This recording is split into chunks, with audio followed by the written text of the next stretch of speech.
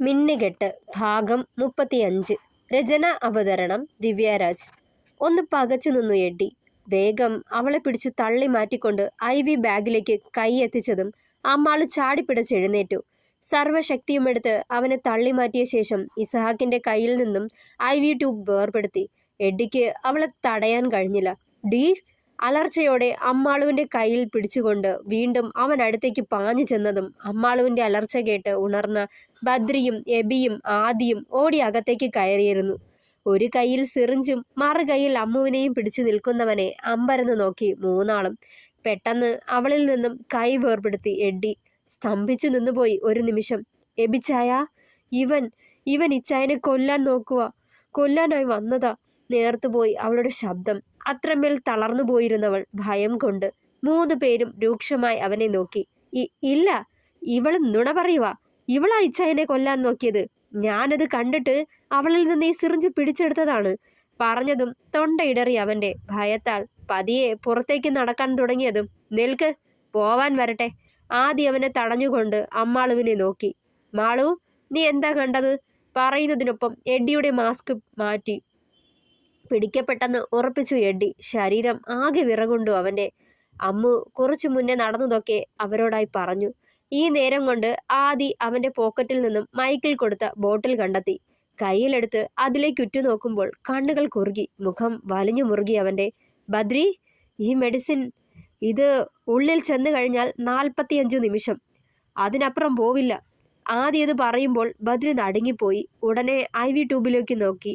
Disconnect ചെയ്തിരിക്കുന്നത് കണ്ടതും ആശ്വാസത്തോടെ നെഞ്ചിൽ കൈവച്ചു. ചതിയൻ! ആദി എഡ്ഡിയെ വലിച്ചു നിലത്തേക്കിട്ടു. ഈ സമയം അകത്തെ ബഹളം കേട്ട് 2 നേഴ്സുമാർ അവിടേക്ക് പാഞ്ഞു വന്നു. ബദ്രി നിലത്ത് കിടന്ന എഡ്ഡിയെ വലിച്ചെഴുന്നേൽപ്പിച്ച് നിർത്തി. എന്താ ഇവിടെ പ്രശ്നം? എല്ലാവരും എന്തിനാ അകത്തേക്ക് കയറിയത്? ആ നേഴ്സ് ഒച്ചയിട്ടു. മിണ്ടരുത് നിങ്ങൾ. എത്ര ഉത്തരവാദിത്വം ഇരുന്നിട്ടാ പേഷ്യൻസിനൊപ്പം ബൈസ്റ്റാൻഡറെ തനിച്ചാക്കി ഇവിടെ നിന്ന് മാറി നിന്നത്? ആദി അവരെ രൂക്ഷമായി നോക്കിക്കൊണ്ട് ചോദിച്ചു. നിങ്ങൾ എന്താ പറയുന്നത്? ഞങ്ങൾക്ക് ഇവിടെ മാത്രമല്ല, അപ്പുറത്തെ വാർഡിലും ഡ്യൂട്ടി ഉള്ളതാ. ഒരിടത്ത് തങ്ങാൻ കഴിയില്ല, അവർ മറുപടി കൊടുത്തു. അല്ല, അതിനു മാത്രം ഇവിടെ എന്താ ഉണ്ടായത്? അവർ തിരക്കി. നടന്നതൊക്കെ ആദി അവരോട് പറഞ്ഞു. അത് കേട്ടതും വിറങ്ങലിച്ചു നിന്നു 2 ആളും. സോറി സർ, ഞങ്ങൾ ഉടനെ ഇത് സൂപ്രണ്ടിനെ അറിയിക്കാം, മുഖം കുനിച്ചു പറഞ്ഞതും. വേണമെന്നില്ല, ഇവന്റെ കാര്യം ഞങ്ങൾ ഹാൻഡിൽ ചെയ്തോളാം. എഡ്ഡിയുടെ കോളറിൽ പിടിച്ചു വലിച്ചുകൊണ്ട് ബദ്രി പുറത്തേക്ക് നടന്നു. എബി, നീയും ആദിയും കൂടി റൂമിലേക്ക് വാ. എല്ലാവരുടെയും മുന്നിൽ വെച്ച് ഇവനെ കൊണ്ട് തന്നെ സത്യങ്ങൾ പറയിക്കണം. പല്ല് ഞെരിച്ചുകൊണ്ട് ബദ്രി പറഞ്ഞതും വിളറി വെളുത്തുപോയി എഡ്ഡി. എബി തിരിഞ്ഞു അമ്മുവിനെ നോക്കി. എല്ലാം കണ്ട് ഭയന്ന് വിറച്ചു നിൽപ്പുണ്ടായിരുന്നു. സിസ്റ്റർ, നിങ്ങൾ ഇവിടെ വേണം കുറച്ചു നേരത്തേക്ക്. അമ്മാളുവിനെ ഞങ്ങൾ കൊണ്ടുപോവാണ് പറഞ്ഞുകൊണ്ട് IV ബാഗ് കയ്യിലെടുത്തു എബി. അമ്മുവിനെ ചേർത്ത് പിടിച്ചുകൊണ്ട് ആദി ബദ്രിയുടെ പിന്നാലെ പുറത്തേക്കിറങ്ങി. റൂമിന്റെ വാതിലിൽ തട്ടിയതും സോഫി വന്ന് വാതിൽ തുറന്നു. എഡ്ഡിയുടെ കോളറിൽ പിടിച്ചു വലിച്ചു നിൽക്കുന്ന ബദ്രിയെയും IV ബോട്ടിലുമായി നിൽക്കുന്ന എബിയെയും മാറി മാറി നോക്കിയവർ സംശയത്തോടെ. അന്തിച്ചു പോയവർ ഒരു നിമിഷം. ആരാ സോബി? എന്നതാ കാര്യം? കത്രീനാമ്മ വിളിച്ചു ചോദിച്ചതും ആനിയും ത്രേസ്യാമ്മയും ബെഡിൽ നിന്ന് എഴുന്നേറ്റിരുന്നു. ജോസഫ് വൈകുന്നേരം വീട്ടിലേക്ക് തിരികെ പോയിരുന്നു. മോനെ, എന്നതാടാ കാര്യം? സോഫി ബദ്രിയെ നെറ്റി ചുളിച്ചു നോക്കി. ആദ്യം ഇവനോട് തന്നെ ചോദിച്ചു നോക്കൂ സോഫി ആൻറ്റി. എഡ്ഡിയെ തന്നെ അവരെല്ലാം നോക്കി. എന്നതാ എഡ്ഡി, നീ എന്നതെങ്കിലും പ്രശ്നമുണ്ടാക്കിയോ? കത്രീനാമ്മ ചോദിച്ചതും മുഖം കുനിച്ചു നിന്നു എഡ്ഡി. ഇവൻ പറയുകയില്ല. ദേ അമ്മാളു, നിനക്കറിയാം സത്യങ്ങൾ. എന്നതാടി നീ അലറി വിളിച്ചത്? നീ എന്നാത്തിനാ ഈ എഡ്ഡിയ ജോണിനെ കൊല്ലാൻ നോക്കിയെന്നും പറഞ്ഞു ഒച്ചയെടുത്തത്? എന്താണേലും എനിക്കറിയണം. എബി അവളെ തന്നെ രൂക്ഷമായി നോക്കി. എബിച്ചായ, അത് വിറയോടെ എല്ലാവരെയും നോക്കിയവൾ. ആക്സിഡന്റിന് ശേഷം നടന്നത് സകലതും അമ്മു അവരോട് തുറന്നു പറഞ്ഞു. എല്ലാവരും ഒരു നിമിഷം തരിച്ചു നിന്നുപോയി. ഒന്ന് ശ്വാസം എടുക്കാൻ കൂടി മറന്ന്. മഹാബാബി, നീയാണോടാ എൻ്റെ മോനെ? പറയടാ, സത്യം പറയ്.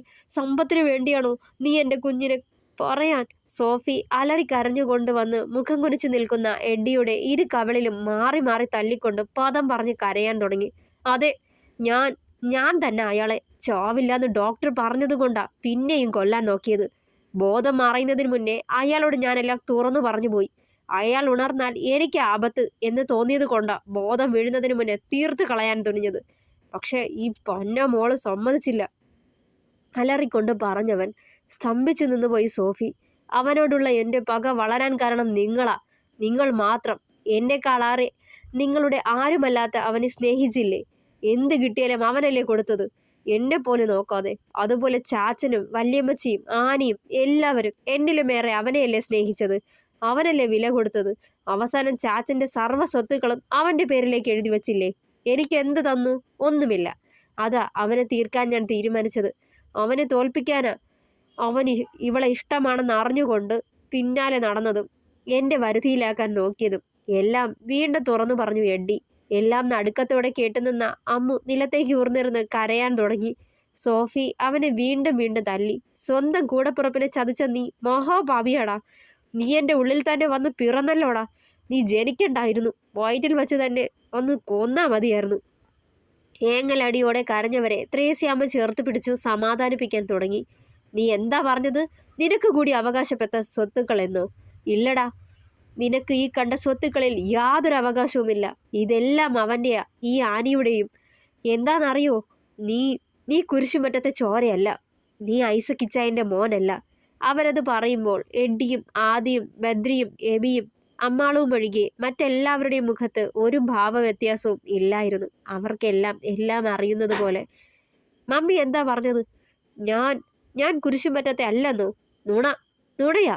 എഡ്ഡി സ്വയം തലമുടിയിൽ പിച്ചി വലിച്ചുകൊണ്ട് പുലമ്പി. ഇല്ല ഇല്ല എഡ്ഡി, സത്യമാ. നീ പിഴച്ചുണ്ടായവനാ. നിന്നെ പ്രസവിച്ചത് ഞാൻ തന്നെ. പക്ഷേ നിന്റെ അപ്പൻ കുരിശുമറ്റത്തെ ഐസക് ജോൺ അല്ല, നിസാം എന്നു പേരുള്ള ഒരു കച്ചവടക്കാരനാ. എട്ടും പൊട്ടും തിരിയാത്ത പ്രായത്തിൽ തോന്നിയ പ്രണയം മാട്ടുതരവനും കച്ചവടക്കാരനുമായ ആ 28കാരനോട്. എൻ്റെ അപ്പൻ ഒരു കാലിക്കച്ചവടക്കാരനായിരുന്നു. അപ്പന് വിൽക്കാനുള്ള കാലികളെ കൊണ്ടെത്തിക്കുന്നത് നിസാമായിരുന്നു. വലിയ വിശ്വാസവും ഇഷ്ടവും ഒക്കെയായിരുന്നു അപ്പന് നിസാമിനെ.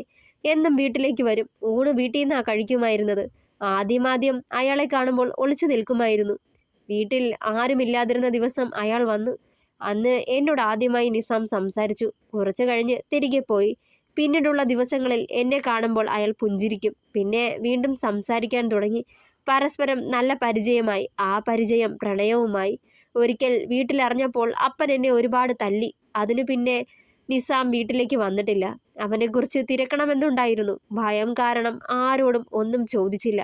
അങ്ങനെ ഒരു ദിവസം എല്ലാവരും പള്ളിയിൽ പോയിരുന്നു. എന്നെ തനിച്ചാക്കി. ആ രാത്രി നിസാം എന്നെ തേടി വന്നു.